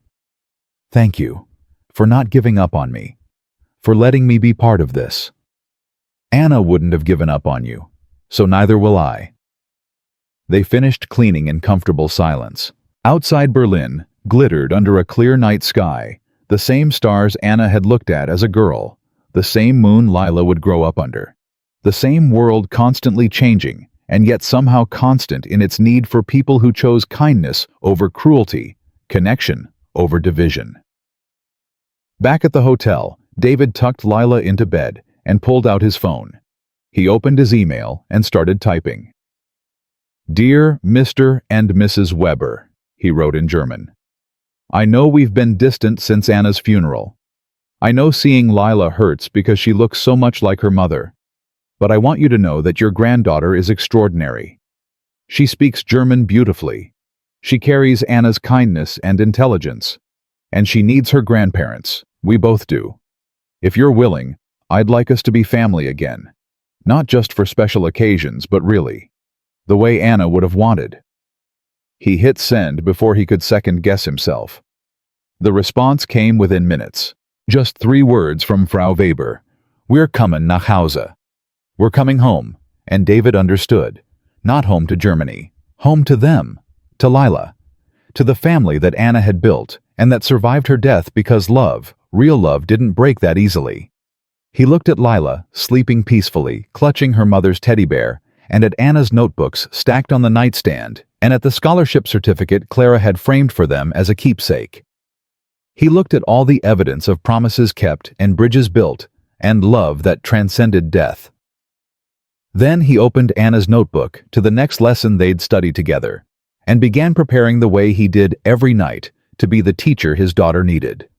Not perfect, not professional, just present, just trying, just loving her enough to keep showing up word by word, day by day, promise by promise. Outside somewhere in the Berlin night, the city that had been Anna's first home and Lila's heritage hummed with possibility. And inside this small hotel room, a mechanic from Philadelphia, who'd learned German for love, continued the work that mattered most, raising a daughter who would carry her mother's legacy forward, not as burden, but as gift, not as obligation, but as choice. The bridges were being built. The ripples were spreading. And Anna Weber's belief that language could change the world was being proven true. One conversation, one connection, one transformed heart at a time. 6 months had passed since the exhibition opening, when the first Anna Weber house held its grand opening in Berlin. David and Lila returned to a city that had become a second home, though they'd never imagined that would happen. The community center occupied a renovated warehouse in Neukölln, a neighborhood dense with immigrants and refugees alive with a dozen languages spoken on every street corner. Clara met them at the entrance, and she looked different again. Her hair was pulled back in a practical ponytail, she wore jeans and a simple blouse, and there was a lightness to her that hadn't existed before. No designer clothes, no diamonds, except for Anna's necklace, which she still wore every day. "Wait until you see what we've built," she said, practically vibrating with excitement. She grabbed Lila's hand and pulled them inside. The space was beautiful in its warmth. Bright colors on the walls, comfortable furniture arranged in conversation circles, bookshelves in a dozen languages, a children's area with toys and cushions, a kitchen where the smell of fresh bread and coffee mingled. But more than the physical space, it was the people that made it alive. Clusters of women in hijabs practicing German with patient tutors, teenagers hunched over laptops in a computer lab, small children playing while their parents attended classes. The hum of conversation in Arabic, Farsi, Turkish, Somali, German, and languages David couldn't identify. "We're serving 200 people a week already," Clara said. "Language classes, yes, but also job training, legal assistance, childcare, art therapy. We have a community kitchen where people cook traditional foods together and teach each other their cuisines. Last week, a Syrian woman taught a German grandmother how to make proper baklava, and in exchange learned how to bake stollen for Christmas."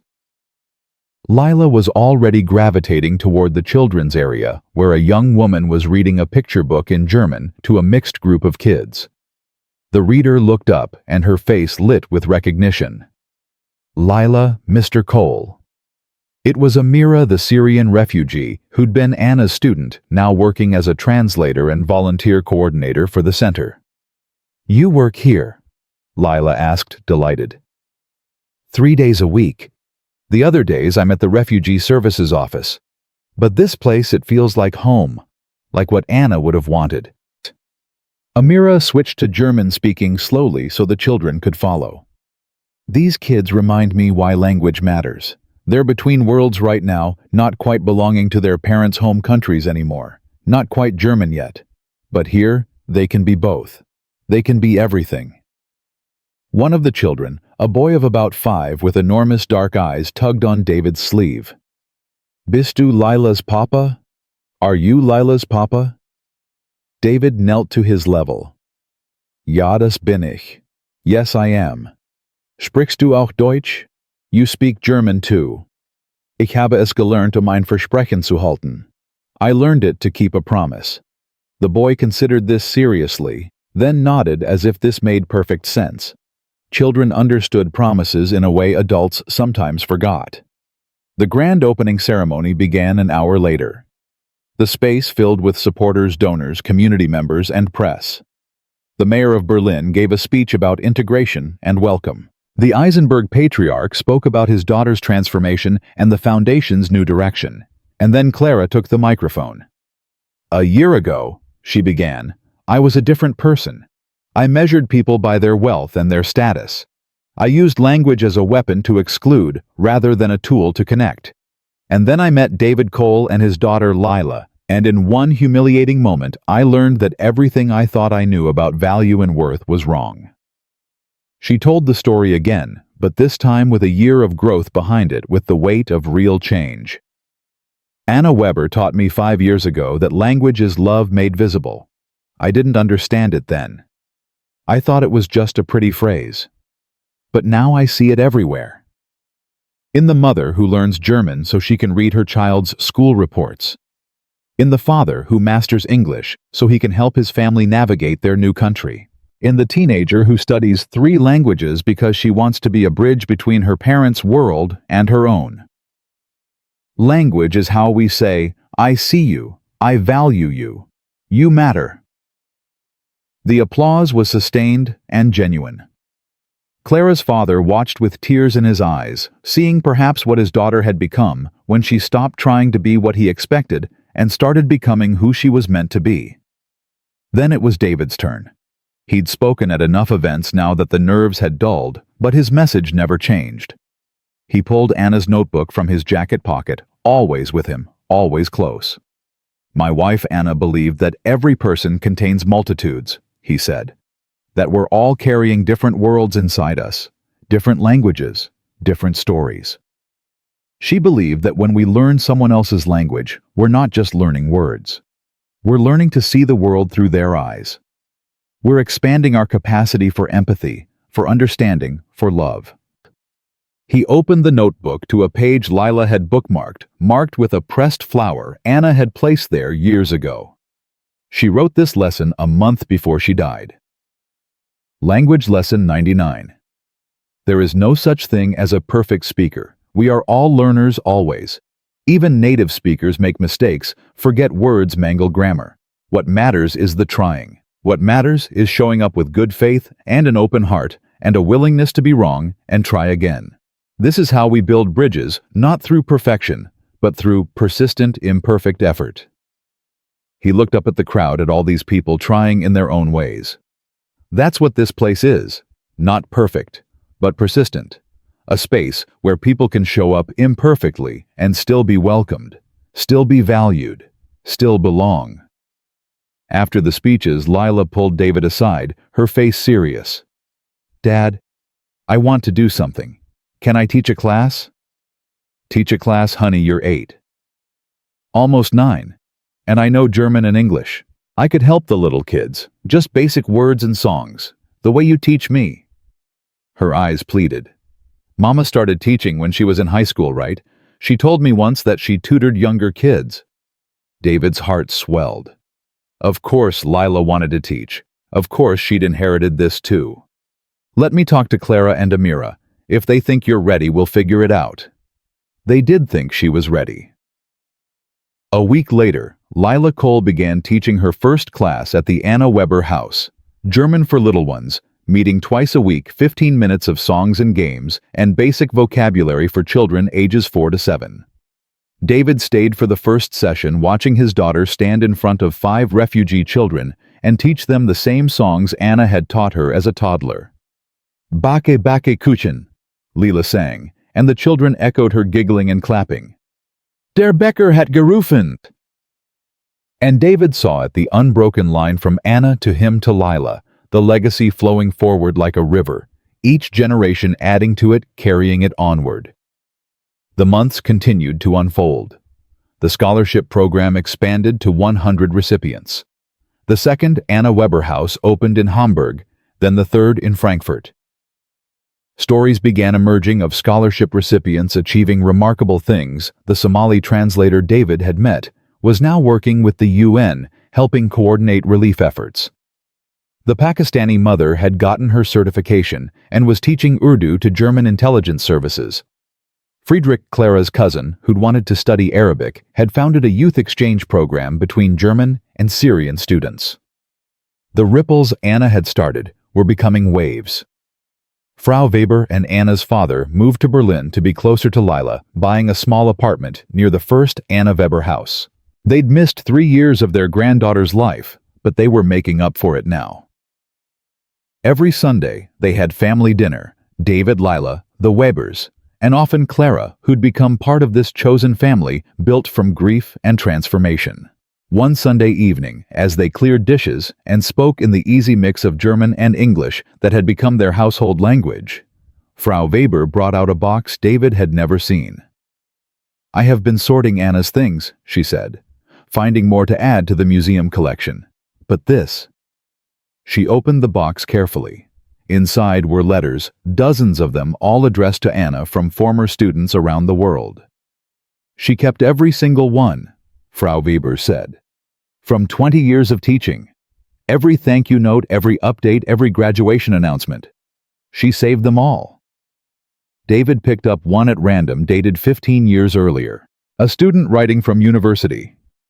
"Dear Frau Weber, I just defended my doctoral thesis in comparative literature. None of it would have been possible without you teaching me that language was freedom. That every new tongue I learned was another way to think, another lens to see the world. Thank you for giving me that gift." Another from 10 years ago. "You probably don't remember me, but I was in your remedial German class in 2010. I was failing everything. You stayed after school 3 days a week to help me, never making me feel stupid, always believing I could improve. I just got accepted to interpreter training school because of you. Letter after letter. Life after life, all changed by one teacher who'd shown up consistently with love and high expectations and unshakable belief in human potential." "There must be over 300 letters here," David said, awed. 347, Frau Weber corrected. "I counted 347 students who felt moved to write. Imagine how many more she touched who never wrote. How many are out there teaching their own students, translating, building bridges, because Anna saw something in them?"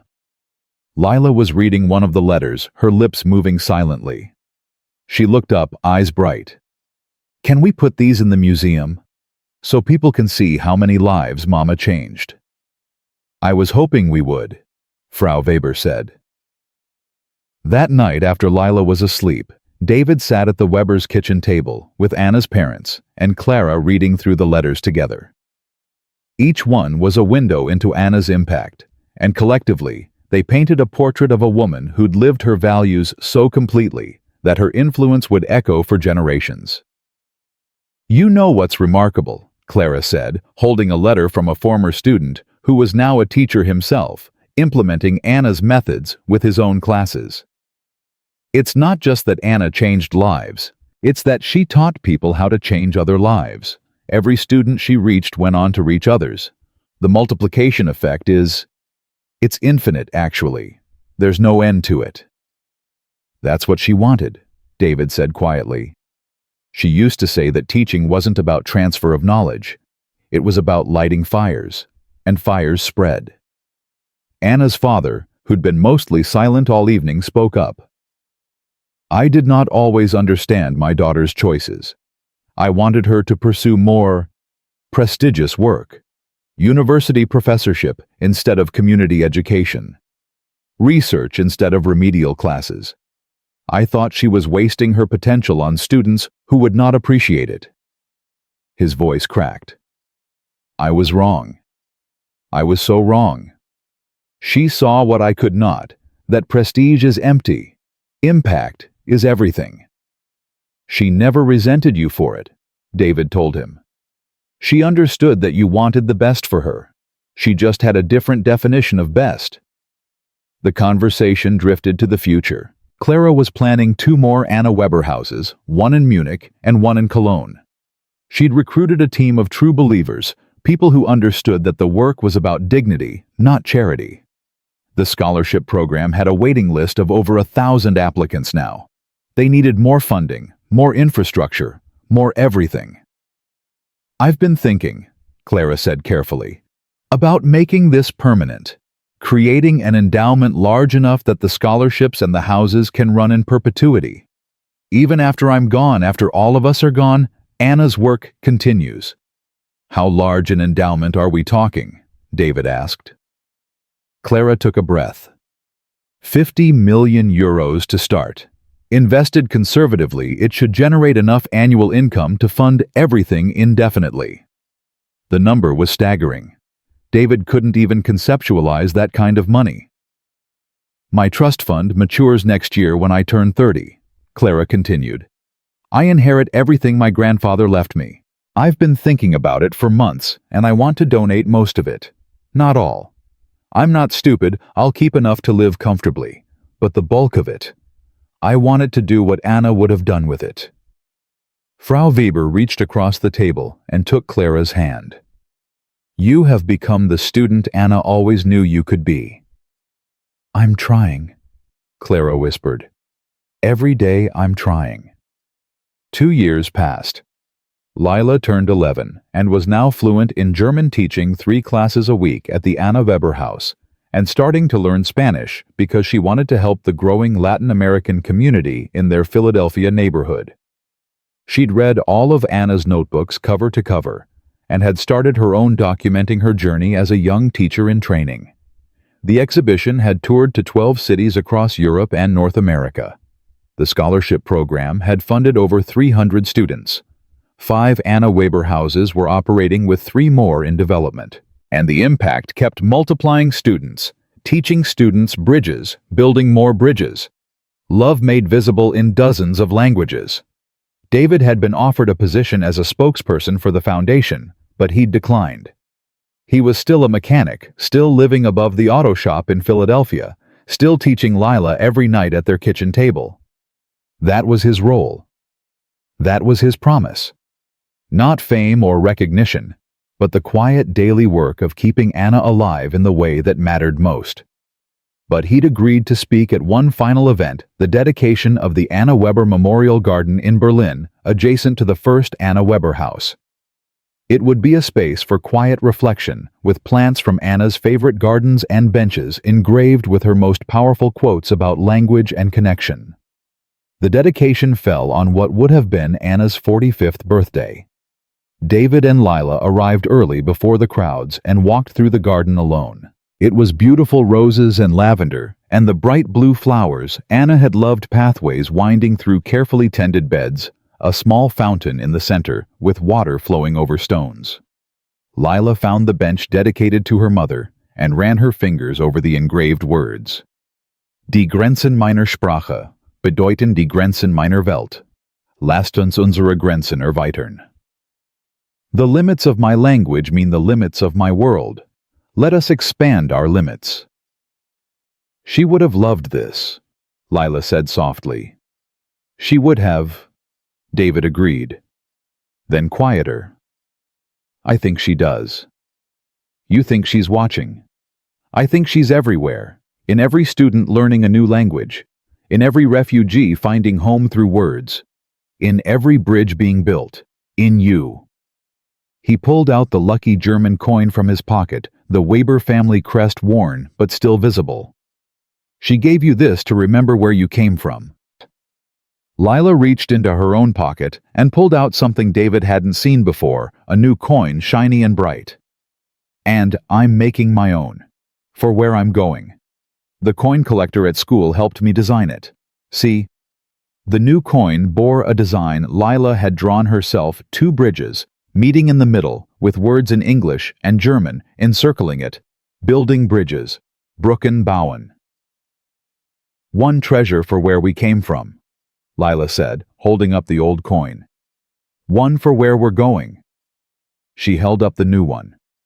David's vision blurred. This was it. This was Anna's legacy, made tangible. The past honored the future, embraced the bridge between them, strong and sure. The ceremony began an hour later. Hundreds attended, former student scholarship recipients, community members, supporters. The mayor spoke. The foundation board spoke. And then Clara, now 30 years old and carrying herself with quiet confidence, took the microphone. Anna Weber died believing the world could be better, she said. She didn't just believe it abstractly, she made it better, one student at a time, one conversation at a time, one bridge at a time. And she had the audacity to believe that her work wouldn't end with her death, that others would carry it forward. She gestured to the garden, to the crowd, to the Anna Weber house behind them. She was right. We are carrying it forward.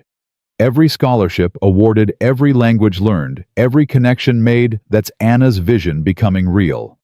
That's her love made visible. Then she called Lila to the stage. David's heart clenched with pride and fear as his daughter walked up, small but steady, 11 years old, and already so much like her mother. My mama died when I was 5, Lila said into the microphone, her voice clear. I don't remember everything about her. But I remember her voice when she sang to me in German. I remember her laugh. And I remember her telling me that words are magic, that they can build worlds or tear them down, and we get to choose. She pulled out both coins. She gave me this one to remember my heritage, where I came from, who I am. But I made this one for the future, for who I'm becoming. Because Mama taught me that we're not just one thing. We're everything we learn, everyone we love, every bridge we build. Lila looked directly at the crowd, channeling Anna's presence so completely that David heard people gasp. My dad kept his promise. He learned German, even though it was hard. He teaches me every night, even when he's tired. He makes sure I know Mama, not just as a memory, but as a living part of who I am. And now I'm making my own promise. I'm going to keep building bridges. I'm going to keep learning languages. I'm going to keep teaching. Because that's what Mama would want. Not for us to just remember her, but to become her. To be the change she believed in. The applause was thunderous, but David barely heard it. He was watching his daughter, this remarkable child, who'd taken grief and promise and love, and forged them into purpose. And he knew that Anna's work truly would never end. Not as long as Lila lived. Not as long as the students she taught went on to teach others. Not as long as bridges were being built word by word, heart by heart, generation by generation. After the ceremony, as the sun set over Berlin and the garden filled with people sharing stories and speaking in a beautiful chaos of languages, David stood at the fountain with Anna's parents. They watched Lila teaching a small group of children a German song. Her confidence and joy so reminiscent of Anna that it hurt and healed simultaneously. You kept your promise, Frau Weber said quietly. More than kept it. You've given Anna immortality. We all did, David said. You, me, Clara, every student who remembered her, every person who chose to build instead of divide. That's the thing about promises like this. They're not solo endeavors. They're communal. We keep them together. As the evening deepened and stars began appearing in the darkening sky, David found himself alone for a moment at Anna's memorial bench. He sat down, running his fingers over her words, and whispered in German. Ich habe es geschafft, meine Liebe. Unsere Tochter kennt deine Sprache. Sie kennt dein Herz. Und sie wird es weitertragen weiter, als wir uns je hätten vorstellen können. I did it, my love. Our daughter knows your language. She knows your heart. And she'll carry it forward further than we ever could have imagined. The wind rustled the roses, and somewhere in its whisper, David could have sworn he heard Anna's voice. Ich wusste, dass du es schaffen würdest. I knew you would. Lila came running over, breathless and excited. Dad, Clara wants to know if we'll come back next month for the scholarship ceremony. There's a girl from Afghanistan who wrote her essay about Mama, about how learning languages saved her life, and Clara wants us to present her award personally. Of course we will, David said, pulling his daughter close. We'll always come back. This is family now. Lila leaned against him, both coins clutched in her hand, past and future memory and promise, the bridge between who they'd been and who they were becoming. Around them, the Anna Weber Memorial Garden hummed with life and language and love made visible exactly as Anna had dreamed it would be. The bridges she'd started building continued to grow, spanning continents and generations, proving that sometimes the most radical act is simply this: showing up, speaking kindly, teaching generously, and believing that people can be better than they are. That we can all expand our limits. That language wielded with love truly can change the world. And in a garden in Berlin, on a bench dedicated to a teacher who'd understood this truth deeply, a mechanic from Philadelphia and his daughter sat together speaking German in the gathering twilight, keeping a promise that had become so much more than either of them had imagined. Not just a promise to one woman, but to everyone she'd touched, to every student learning their first words in a new tongue, to every refugee finding home through language, to every bridge builder choosing connection over division, word by patient word. The promise was kept. The bridges stood strong. And Anna Weber's belief that language is love made visible would echo forward through time, carried by hundreds of voices in dozens of languages, all of them saying the same thing in different words. I see you. I value you. You matter. That was the legacy. That was the gift. That was the bridge that would last generations.